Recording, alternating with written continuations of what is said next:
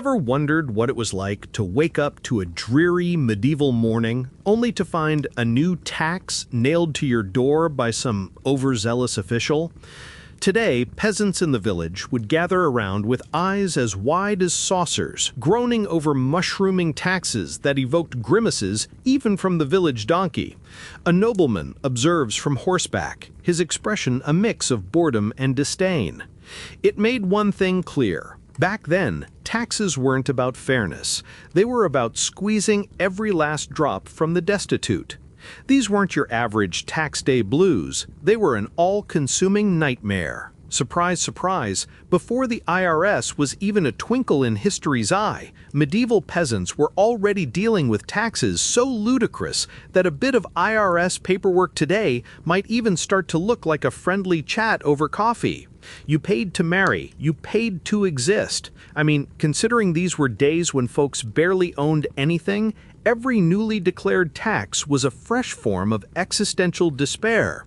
From these stone-cold realities, our journey through 13 baffling medieval taxes begins. Stick around as we delve deeper into the bizarre world of the feudal census, where land rent was eternal, almost as endless as a medieval minter night. What a way to lighten up a peasant's pockets! No one talks about it, but the feudal census in medieval France and England was essentially a lifetime membership to the pay-your-own-way club. Generations of peasants endured this injustice, where owning, or rather tending, land meant perpetual payments to lords who lounged in relative luxury. The irony? These paid-for plots were often the very lands their ancestors had once claimed and cultivated. Can you imagine being billed monthly for the privilege of touching the same soil your grandparents once did for free? It's like paying rent on the house that Grandma and Grandpa built with their own hands, never mind the sweat house that kept it standing. With the feudal census, escaping these gritty vines of obligation seemed as plausible as discovering refrigerated air conditioning in medieval kitchens. Even newborn babies came with a cost, a new entry in the census, and a confirmation that no descendant would escape the unwelcome embrace of land dues. The cycle was relentless, no secret getaway plan, just generations bound to a system designed to squeeze every last drop from those already parched. This cunning web of enforced rent cleverly snared entire families, ensuring servitude was as hereditary as eye color, or an unfortunate taste in medieval footwear. In fact, it made the trade of true ownership feel as distant as the realms of fantasy knights and dragon-filled folklore. But wait till you see what happens when lords decided they needed a little extra labor around the manor. Say hello to the charming tradition of corvée, where unpaid labor was the name of the game. Now get this. In France, the medieval equivalent of a surprise work call on your day off came in the form of corvée. This delightful tradition required peasants to labor unpaid for their lord, because who doesn't love a little enforced weekend shift, right? Imagine slaving tirelessly over mending roads and erecting grandiose castles while your family's supper grew cold at home. This labor wasn't just physically grueling, it was a somber reminder of social stratification, where the toiling poor built the luxurious stone dreams of the wealthy. Your reward for backbreaking labor was often little more than a nod and a "don't let the portcullis hit you on the way out." This feudal flex of power weaved a tight knot around peasants' lives, marking their calendars with dread each time corvée duties loomed.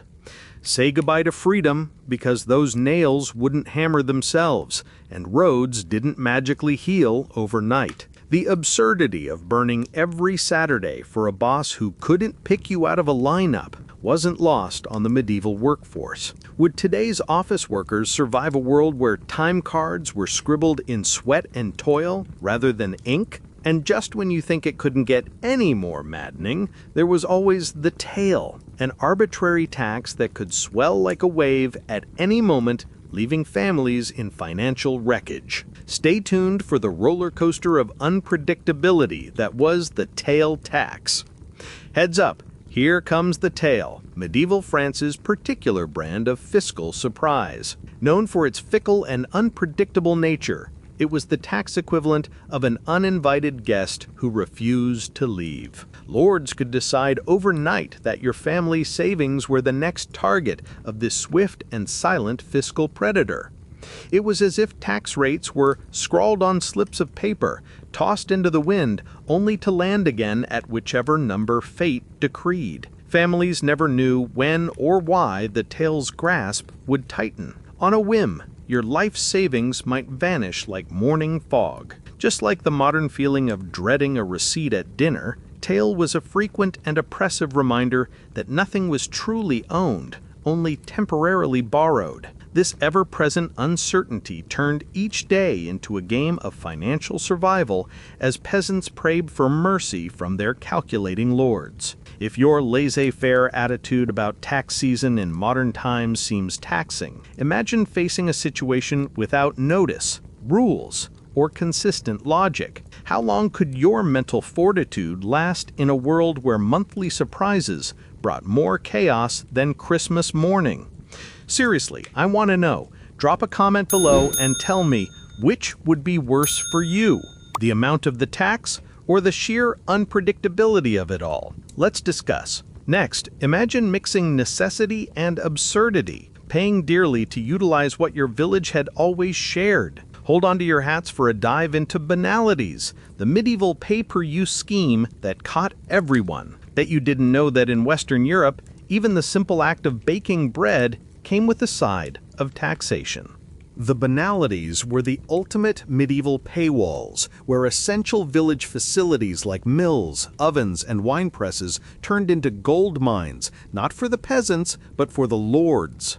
Imagine spending a few dollars every time you need to connect to your own Wi-Fi. Now replace Wi-Fi with bread, and you've got the daily plight of medieval peasants. Every loaf of bread, symbolic of life, turned costly in this economic charade. Villagers had managed these amenities together for ages, only to suddenly find their communal efforts commoditized and reclaimed by lords savoring the newest cash cow. That shared oven, once a symbol of mutual sustenance, became a toll booth enforcing perpetual taxation just to enjoy essentials of life. This bizarre scheme eventually transformed every meal into a reminder of inequality and manipulation. Didn't have enough grain to cover the costs? Too bad. The next time you grumble about the price of your local internet service, consider these mundane costs of medieval survival. Could one possibly endure a society where every breath of existence was subject to a fee? As necessity continued to strum the overlord's cash register, soon came yet another demand, one meant to serve higher powers. Brace yourself for the tithe, where 10% was a divine right, regardless of your struggles on earth. If you think you've got it tough, consider the plight of peasants who had to handle tithes, the ecclesiastical demand for 1/10 of everything produced, right off the top. These religious levies ignored the existence of empty larders and hungry children and seemed more concerned with filling the church coffers than souls. Your livelihood, be it crops, animals, or the modest earnings of a struggling bakery, had better amount to more than just unsifted flour and empty coin purses if you hope to meet this spiritual tax bill. The irony? Clergymen often enjoyed hearty banquets, while those who lined their tables went without. One might wonder if divine intervention was supposed to endorse such sharp economic disparities. Picture a modern scenario where consumers must tithe part of their meager earnings to large corporations as a form of compulsory gratitude offering. Yet while faith remained resilient, it encountered the harsh questioning of justice and fairness at every demanding tithe. Such religious obligations wore at the fabric of devotion, like moths to a woolen vestment. This clash between faith and survival put peasants in a terrible spot. In their homes, the echoes of gospel songs often felt hollow, drowned out by the reality of a budget that just wouldn't close. Could your commitment endure when tradition demands what your existence itself cannot dispense with? But if taxing your soul wasn't enough, the Lord soon found a way to tax your heart. Stay tuned as we explore the matrimonial mayhem in the Frankish kingdom, where even love came with a price tag.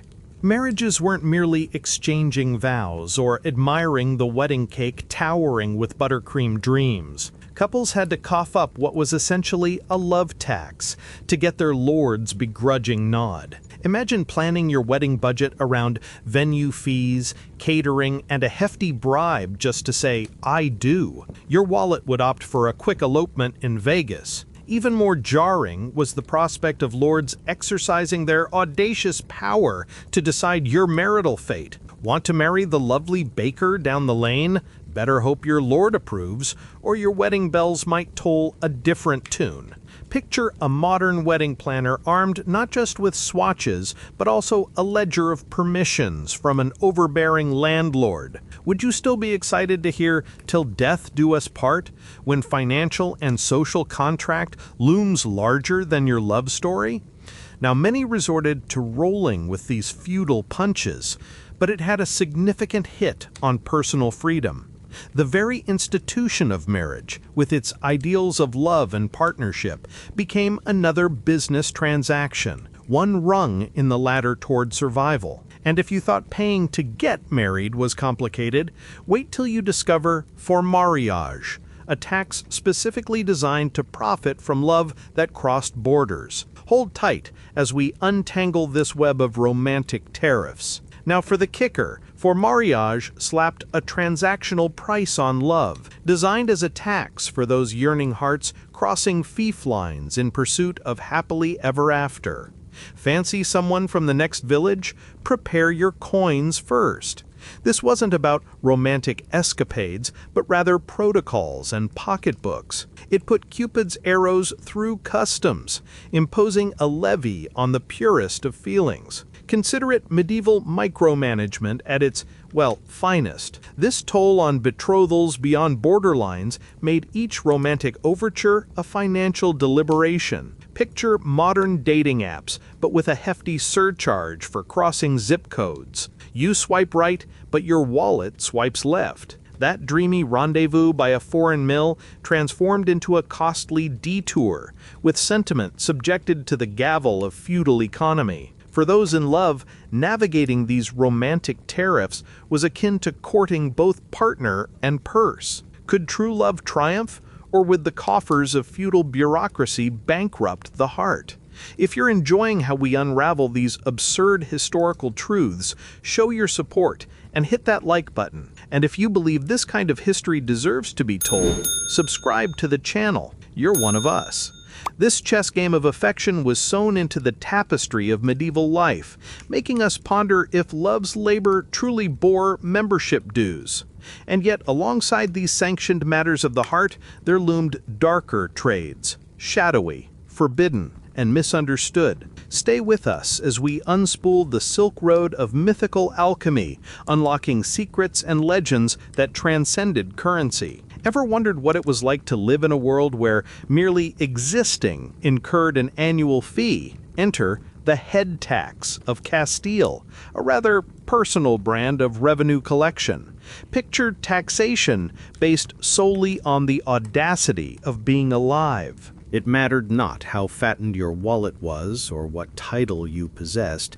Every soul was a potential deposit to the royal treasury. Imagine receiving your birthday card, and instead of a gift, there lies a stern reminder to remit what's owed for having the nerve to exist another year. This yearly levy was a firm exercise in the mathematics of life, a straightforward head count transformed into an elaborate ledger of human subscription fees. But unlike a gym membership, there was no opting out, no "I'll skip this month" option. Your mere breathing qualified you for this unavoidable fiscal obligation. Looking deeper, it wasn't merely a financial measure, but a powerful socio-economic equalizer. The ledger didn't discriminate. Whether you thrived on bread crusts or gamey feasts, your contribution was expected. As each year ticked by, you were unavoidably reminded of life's temporal costliness and the idiosyncratic dance between life's innate value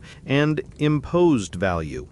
Though breath now carried a covert price tag, other hidden costs loomed large in everyday village life. Next is a peek into sumptuary laws, the medieval attempt to dictate fashion, status, and keep the societal pyramid from toppling. No one talks about it, but in the Carolingian Empire, inheriting land was far from the windfall one might dream of. The death of a family patriarch was not only a time of mourning, but also a financial strategizing. Upon stepping into your new role as landowner, you'd find yourself reaching deep into your purse to settle onerous inheritance taxes. It's like taking over Grandpa's beloved old home and finding a bill attached heavier than its medieval stones. Legacy properties, those tangible connections to your forebears, rich with family history, were beset upon by the crown's eager accountants. Wouldn't it be grand if only one's ancestral home came with a complimentary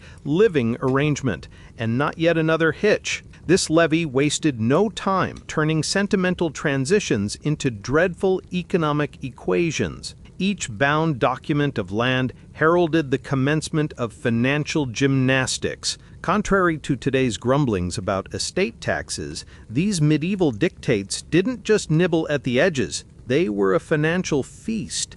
Past wealth carried an attached price, the kind that forced you to wonder if the roots should remain untransferred to avoid the crown's hungry clutches. From juggling new family ledgers to fending off foreclosures of untouched inheritances, this medieval reality shaped societal landscapes drastically. And still, while legacies were tethered with tolls, the peasants tilled soil bound by invisible lines of sumptuary decrees. A preordained world of fashion policing unraveled next. Uncover how attire became an act of rebellion, punctuated by law's bizarre embrace. Heads up, war taxes were the ultimate financial paradox for the industrious peasant under the Holy Roman Empire. Across the rolling farmlands and bustling villages, whether you carried a weapon or tended to crops, your coffers were relentlessly tapped to fund battles you'd never witness. The emperors and barons, in search of territorial advantage and defense, depended on the purses of peasants to power their martial ambitions, leaving the common folk grasping at whatever loose change remained. The concept might strike modern hearts with uncanny familiarity, drawing parallels to today's defense budgets. Now, imagine receiving a biannual demand to cover costly knight's armor solely because you happen to reside in a kingdom with militaristic proclivities. It was as if peasants were stockholders in a venture whose dividends were quailed sieges rather than direct returns. Despite this invisible tether to warfare's burdens, spirits halted not in unity's march, but yielded ever cautiously. Each monetary contribution towards composite shields and heavy swords weighed upon the psyche like a specter's curse, a persistent reminder that peace came at a formidable price, though its benefits often felt distant and abstract. Still, amidst the echoes of clashing steel and empty purses, other domains of medieval existence dared to regulate life's pleasures. Brace yourself as we tiptoe into the realm of medieval brewing and drinking regulations, a time when the cup not only held refreshment, but dictated social standing. Get ready to toast to rules aplenty. Bet you didn't know that something as humble as salt could become an emblem of economic warfare in medieval Aragon and France. Think of your table salt today, modest yet indispensable. And now picture its price tag inflated to match its ancient classification as white gold. The salt tax was more than just a line item. It was a stark demonstration of power dynamics as lords turned an essential seasoning into a lucrative enterprise. Preservation of food, crucial in an age without refrigeration, meant that salt's worth soared higher than a medieval cathedral.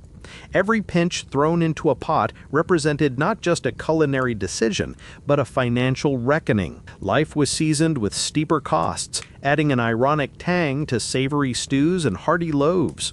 Want a dash for your soup?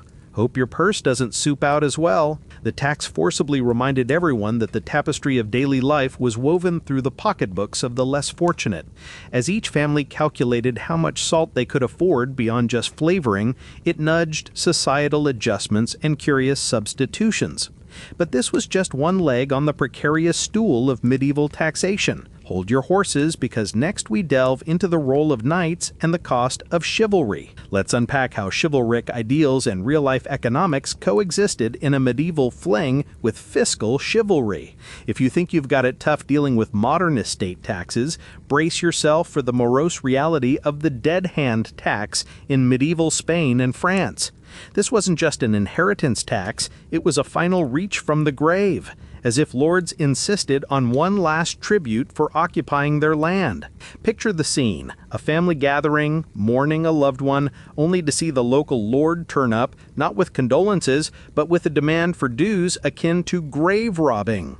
The very essence of legacy was subject to feudal dissection, slicing through wealth accumulated through lifetimes of toil. This tax didn't pause to show pity. It was a harsh reminder that life's accomplishments were mortgaged to serfdom, even beyond the Vale. Upon a peasant's passing, their life's labor found itself on a ledger's chopping block, served to enrich noble coffers, like a macabre postscript to a story spun with sweat and soil. The stark reality of seeing cherished homes or livestock parceled out to meet such fervent demands took solace and turned it sour. Here, death wove an additional layer into the tapestry of medieval despair, an unforeseen burden that left loved ones weighted by both grief and fiscal deficit. It's a brutal piece of forgotten history. If discovering stories like this is why you're here, support the channel with a like and subscribe to make sure you never miss another deep dive into the past. Yet, amidst these somber exits, the rhythms of life continued.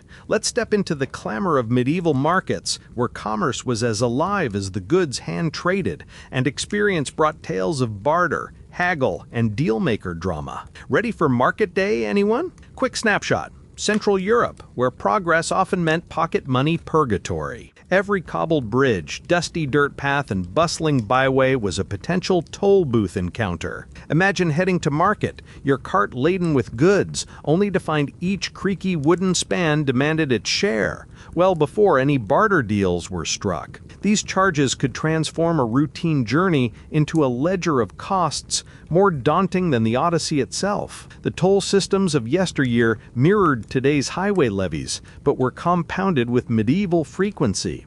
Every smudge of dust on your traveler's cloak came with a price. Efficient travel? Just a medieval fantasy, unless coin purses jingled with eager compliance. The travelers of old didn't merely endure distances, they navigated a financial obstacle course peppered with unexpected dues. While such fees might seem familiar, medieval folks faced ubiquitous tolls at every turn. The cost of mere passage was its own adversary, turning improvisation into an art as families and merchants planned routes with more precision than a chess master.